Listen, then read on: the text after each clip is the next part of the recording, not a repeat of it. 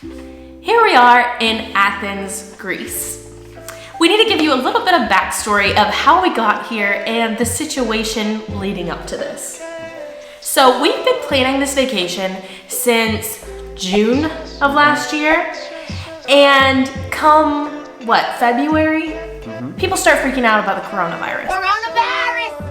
Coronavirus! Right? They're saying, oh, it's gonna be a pandemic.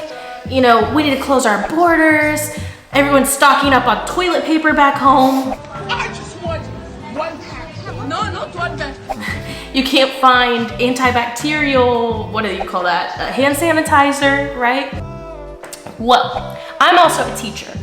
So the Friday before spring break, we're going during spring break, the day before spring break happens, our school emails us and says, if you're going to Italy, then you're not gonna be back at school for 14 days. You need to self-quarantine. And we had already changed our travel plans to Italy. We were supposed to go to Spain, Greece, and Italy. We changed our travel plans from Italy when they raised it to a level 3 do not, or reconsider travel, right? Yeah. And so when they did that and they started getting a lot of cases in Italy, we were supposed to go to Florence and Pisa. And so that's kind of towards the north, or more north than Rome anyways. And we were like, okay, so we decided to cancel those plans. We said, let's go to Greece and we'll stay in Greece longer and go to Santorini instead. Yeah, and at that time, I believe Italy had about 4,000 cases confirmed. I don't know. Yeah, and as we are recording this, they have about 15,000 cases confirmed. Yeah, so basically, Italy has a problem. So we're like, fine, we'll avoid Italy. We won't lose that much money if we don't get our money back. We're still trying to work with airlines and different things to make sure that we get a refund on all of the different purchases. And the museums, like the museums are closed for like a month. One of them said they were gonna give me a refund, and another one was like, we have to speak with management. We'll get back to you. I'm like, Show me the money! dude, the museum is closed. Like, what do you want me to do? Anyways, that's another story. But, so I'm waiting on refunds for all that. So, when we go on our trip, yeah, like people are wiping down the airplanes and it smells like Clorox because everyone's like scrubbing. Including us. Including us, yes. And the flights are lighter than usual. And we did have a long layover in New York City as well. So we went to Central Park before we headed to Madrid. When we got to Madrid, the city was definitely empty, don't you say? Oh yeah, for sure.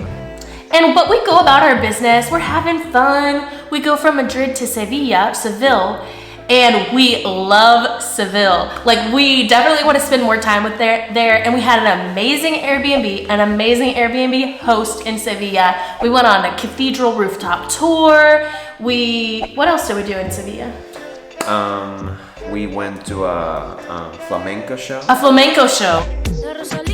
Yes, that was amazing. So we did all this stuff. We're having so much fun. We're like, yeah, Europe. Now everybody is starting to text us and be like, are you okay? Because in Sevilla, what happens? Trump makes an address. We will be suspending all travel from Europe to the United States for the next 30 days. The new rules will go into effect Friday at midnight. And what does he say, Jose? Because you're the one that discovered all this. Tell him about it. So around 3 a.m., we were both Our time, asleep. Sevilla. Yeah. And I randomly wake up in the middle of the night, and I believe it was because my phone was, like just giving me a bunch of notifications from my friends, and I start looking them up, and all of them are worried about us because Trump literally said that the US was going to impose a universal travel ban on all of Europe except for the UK, and he didn't make any sort of there was no nuance in his speech, and everybody thought that included American citizens or permanent residents and that kind of thing, so everybody was freaking out.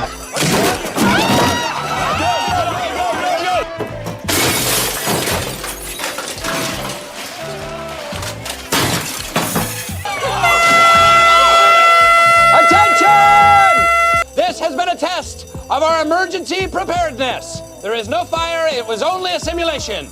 What?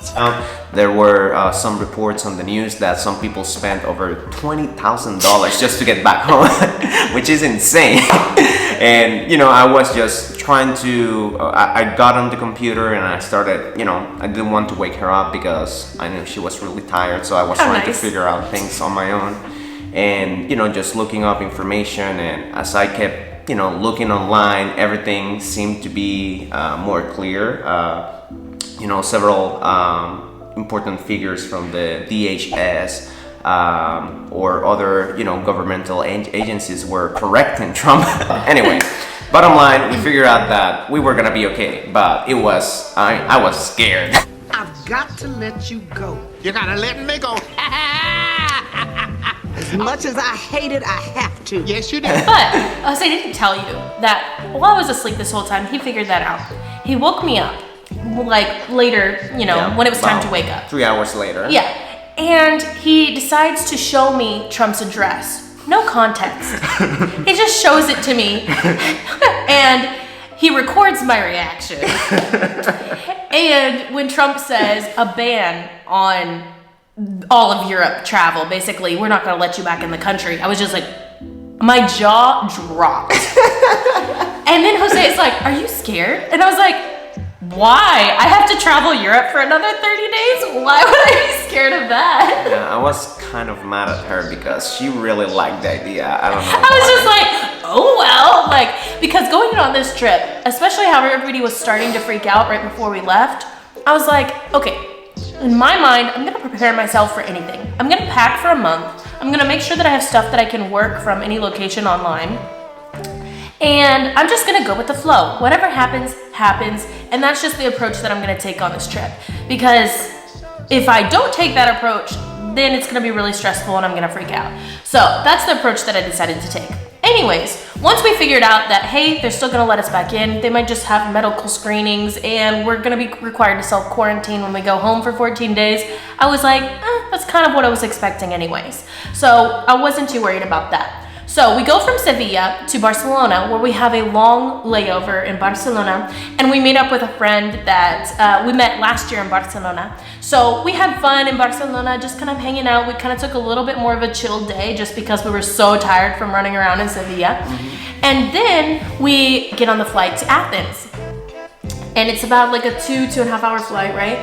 And we land in Athens and boom, I get a message from our Airbnb host. He says, FYI, all of a sudden, there's been a ban, or basically all of the museums, all of the archaeological sites, which we were planning to go to, are now closed till basically, I think, March 30th or the end of March. And all of the restaurants are also supposed to be closed. He said the only thing that should be open are takeaway spots, so places you can grab something and go. And also, what else was it? Supermarkets. Supermarkets are open, but all the restaurants are supposed to be closed. So I get this message and I'm like, great. Another thing that I have to ask a refund for, which has been a hassle. And B, because of course we wanted to eat all this lovely food. So I get a little bummed. I'm not gonna lie. Still going with the flow, a little bummed. Then we get even more bummed because we got ripped off on our taxi ride to our Airbnb. Another thing, but we were stupid and we were really tired and we just wanted to get here, and that's never a good situation to be in. Anyways, we get to our Airbnb and we wake up this morning kind of like, great, we can't go to the Acropolis like we wanted to. Like, what are we doing? And we have a flight later to Santorini today. So that's kind of where we're at. We did go find a cafe that was open. I got some good coffee this morning. And when we were walking about, it seemed like a lot of the stores were still open. And so maybe the restaurants are closed and the museums and the archaeological sites are closed, but it still seems like there's still a lot that's open. Also, Jose read that occupancy in hotels in Athens right now is down 60 to 70% of what it normally is at this time of year in Athens. So we feel like we're like the only ones here. Pretty much. I mean, other than locals. I mean, I've seen a couple of tourists, but really, I mean, there doesn't seem to be a lot of people here. So this is kind of the situation that we're in right now. We're still going to Santorini later today. We're gonna come back to Athens and have another night in Athens. Then we're back in Madrid. And Madrid, we stay one night and we head back home. And then of course, we're gonna have to be in a 14-day quarantine. And not only that, but throughout this whole trip, I've been getting text messages from all of my coworkers. I've been getting messages from my school, all this stuff. And it turns out that we're gonna go ahead and take off 2 weeks of school after spring break. So basically a 3-week spring break. But we're going to take off next week. And then the following week, we're gonna start online classes. And we need to be prepared to continue to teach online classes if they have to keep schools closed.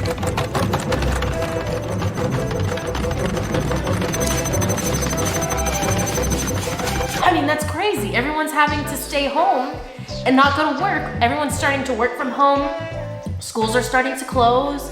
I mean, the situation is obviously getting worse. It's now considered an actual pandemic. It's been declared since we've been here that it's an actual pandemic. And I have a friend in China that's now messaging me and saying, how's the situation in the United States? It sounds like it's getting worse. And she's been in basically self-quarantine at home in China for a month and a half. And she's like, hopefully I get to go to work again next week. So now I feel like, okay, that's what we're preparing for, is we're starting to prepare mentally. Like, we could be everybody at home in the United States for about a month and a half while we ride this thing out, and hopefully, you know, not as many people get infected. So we're trying to have as much fun as we can while we're still here before we have to go home and stay in our house forever. So we wanted to kind of update you guys, one, because we have lots of family and friends that are asking, and two, because this is just a crazy experience. Like, we didn't expect, I mean, you can't expect this. When we booked our trip last summer and got super cheap flights, we were just so excited. We were like, woohoo, because we had gone to Europe the previous spring break. We had so much fun. We were so looking forward to this trip. I mean, we're still having fun. Don't get us wrong. We're still enjoying the trip, but there's been so many just things that are popping up, and we're having to be so aware. We're constantly checking online resources and figuring out what's this current situation, what do we need to expect. We're trying to, you know, change our plans on a dime if we need to, and just be going with the flow. Yeah. So hopefully we'll be able to keep you guys updated as this is going on, but that's where we are right now.